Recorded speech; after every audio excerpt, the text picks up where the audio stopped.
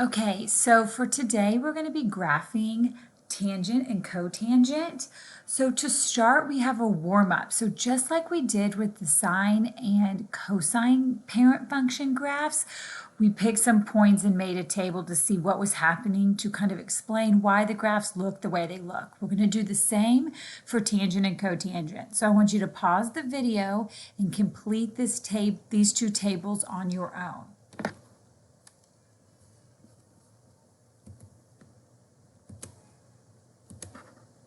Okay, welcome back. So when you evaluated tangent at these different angles, we would get some different y values. So we've used the negative pi over 4 and the pi over 4 because with tangent we get pretty numbers like 1 and negative 1 at those angles. So at negative pi over 2, we get undefined. At negative pi over 4, we get negative 1, and at 0, we get 0, and at pi over 4, we get 1, and then at pi over 2, we get undefined. So let's come out to the side and sketch what this looks like. So we have, do 2 tick marks here, negative pi over 2, and negative pi over 4, 0, pi over 4, and pi over 2. So at negative pi over 2, it's undefined. So we're going to have an asymptote there, just like we did with secant and cosecant. At negative pi over 4, that's negative 1. We have 0, 0.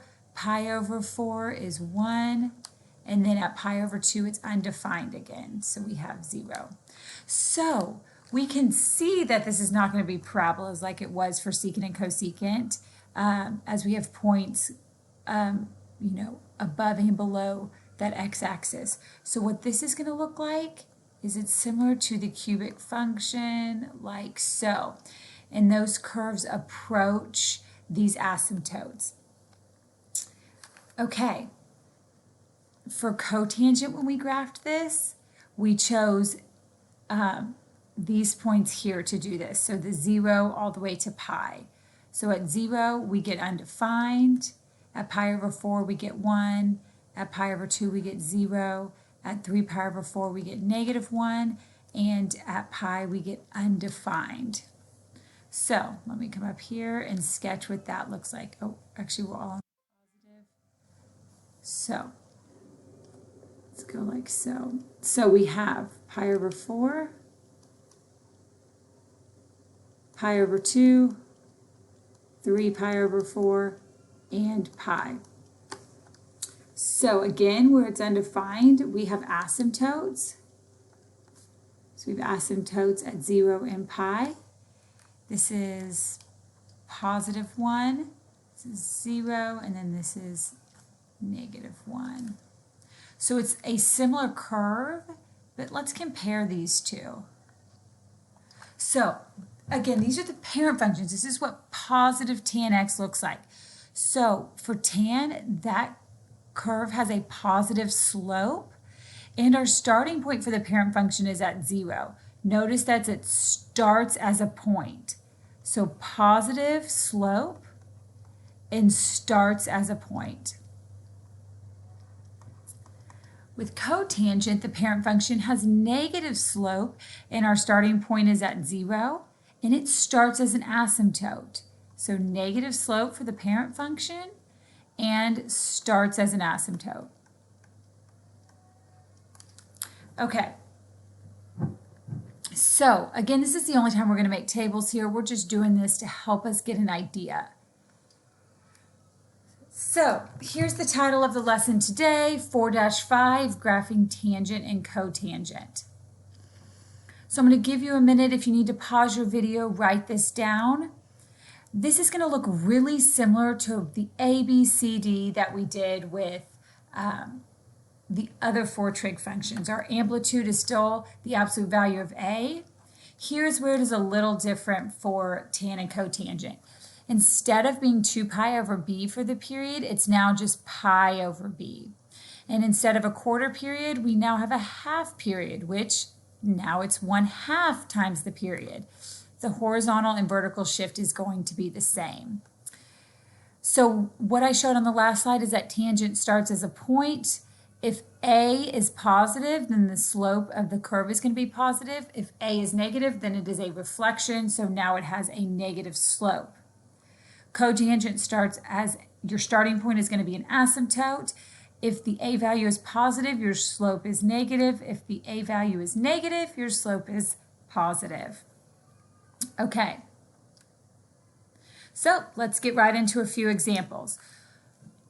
So for this one, it says graph and write the equations of the asymptotes.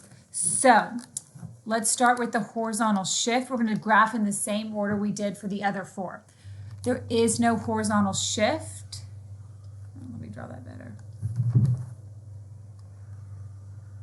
So we start at 0, and I'm doing 4 tick marks in each direction.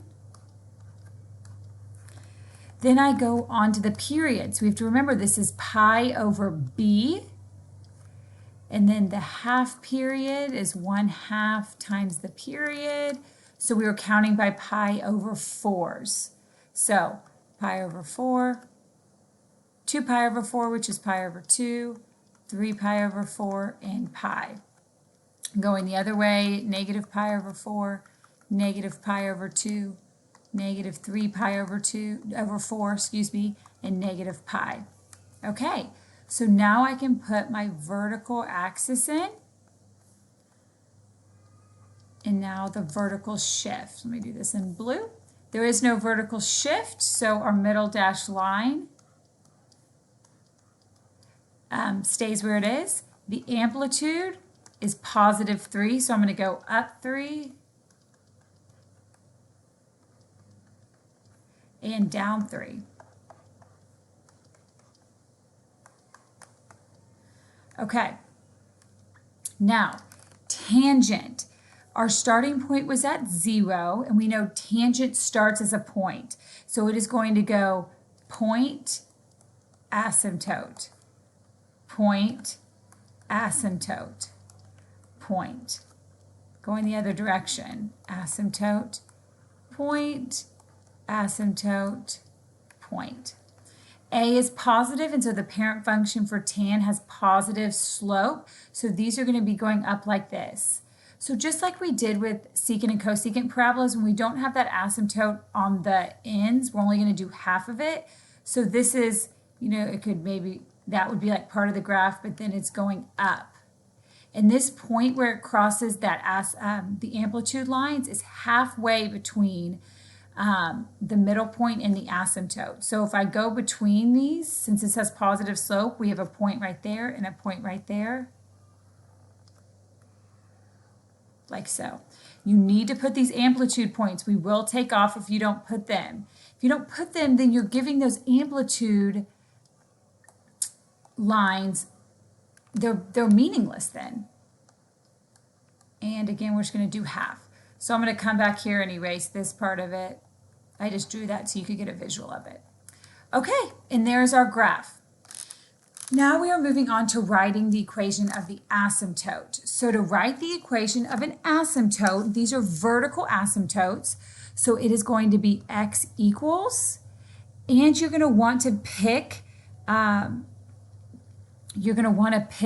just picked the first asymptote to the right of 0. If 0 is not an asymptote. So we're going to start at pi over 4. And then the distance between the asymptotes. So pi over 4 to 3 pi over 4. It's plus k, and then that distance. So that's 2 pi over 4, which is pi over 2. So there's the most simplified form of that.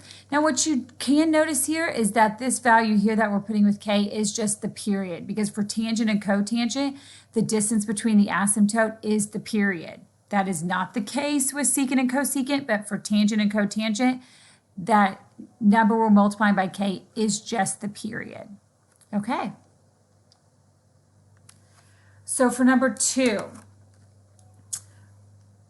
for this one, I am going to start by rewriting what is in the parentheses.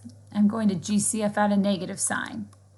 Let's talk about even and odd with tangent and cotangent. So I'm going to click back to this page here, and I'm going to put some notes in here. Now, tangent, if we were to have tan negative x, which again is going to be a y-axis reflection, it would be the same as an x-axis reflection, so that negative just comes out front. So that is going to be origin symmetry. With cotangent, if x is negative, same thing. If we do an x-axis reflection, so if I come back over here, so here if I do a y-axis reflection, it is the same thing as an x-axis reflection. Same thing goes here. If we were to reflect that over, it is the same thing as if we did a y-axis. A y-axis reflection is the same thing as an x-axis reflection. So both of these, we just move the negative sign out front.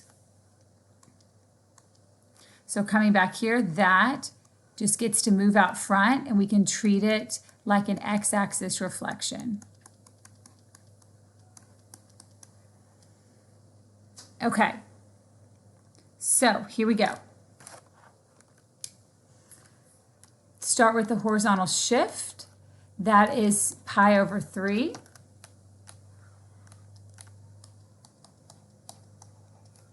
And then 1, 2, 3, 4, 1, 2, 3, 4. The period of the graph is pi divided by b, so that's just pi. Half period, half of pi is just pi over 2. So we're counting by pi over 2s. So we need this horizontal shift to have a common denominator. So that's going to be 2 pi over 3. And I am adding 3 pi over 6 to get from term to term. So 5 pi over 6, 8 pi over 6, I'm going to write down here and I'll rewrite it up here simplified. 11 pi over 6, 14 pi over 6. So any that need to be simplified, I write down here, and I'll go back and erase those, but just to help me keep track of everything. Because we'd hate to lose points because, you know, we messed up on simplifying. Okay, so then if I subtract this way, I'm at negative pi over 6, negative 4 pi over 6. I'm at negative 7 pi over 6, and at negative 10 pi over 6.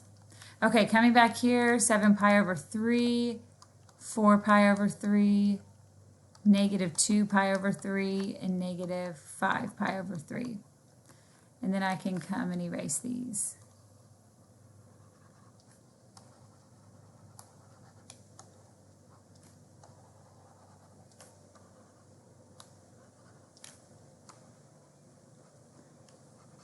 Okay, notice we don't have a 0, so I have to put it in between the negative and the positive.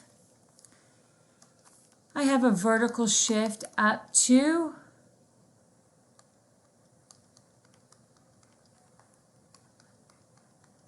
My amplitude is 3, and it's been reflected. So 1, 2, 3. 1, 2, 3. Okay. My starting point was pi over 3. So remember, cotangent starts as an asymptote.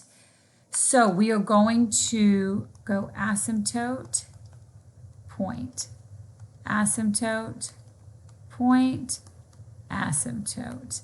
Then don't forget, you don't have a line on the y-axis because it wasn't a tick mark. Okay, now with cotangent, it's kind of the opposite of what we think. The parent function of cotangent has negative slope. So the fact that this is negative, that reflects it to be positive slope. So when we do our amplitude points like so, and then this will have positive slope. Amplitude points, amplitude points,